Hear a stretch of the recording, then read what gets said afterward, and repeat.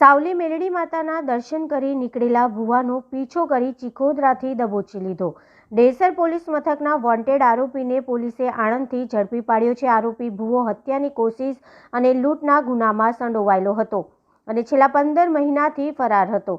આરોપી ભુવો સાવલીમાં મેલડી માતાના દર્શને આવ્યો હોવાનું માહિતી મળતા પેરોલ ફ્લો સ્કોડની ફિલ્મી ઢબે પીછો કરી પકડી પાડ્યો હતો। ભુવાના સોશિયલ મીડિયાના ઇન્સ્ટાગ્રામ એકાઉન્ટમાં 2.69 લાખ ફોલોવર્સ છે, જેમાં તેને શમશાનના અનેક તાંત્રિક વિધિ કરતા તેમજ માતાજીની મૂર્તિ આગળ દારૂની બોટલો સાથે દારૂનો ભોગ આપતો હોવાનો વિડીયો પણ મૂક્યો છે।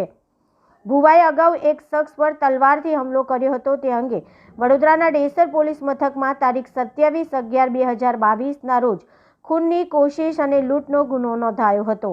આ ગુનામાં સંડોવાયેલા આરોપી રવિરાજ રાજુભાઈ રાઠોડ, રહેઠાણ E6/ શુભનગર સોસાયટી, વિવેકાનંદ નગર, હાથીજણ પાસે, વડોદરા ગામ, તાલુકો દસક્રોઈ, જિલ્લો અમદાવાદ એ અન્ય આરોપીઓની મદદથી ફરિયાદી સંદીપ જેસડિયાના કારનો પીછો કર્યો હતો અને સંદીપ જેસડિયા પર તલવારથી હુમલો કરી ઈજા પહોંચાડી હતી અને મારી નાખવાનો પ્રયાસ કર્યો હતો। તેની પાસેથી મોબાઈલ, 10 ગ્રામની સોનાની ચેઇન અને રોકડ રકમની લૂંટ કરી ફરાર થઈ ગયો હતો।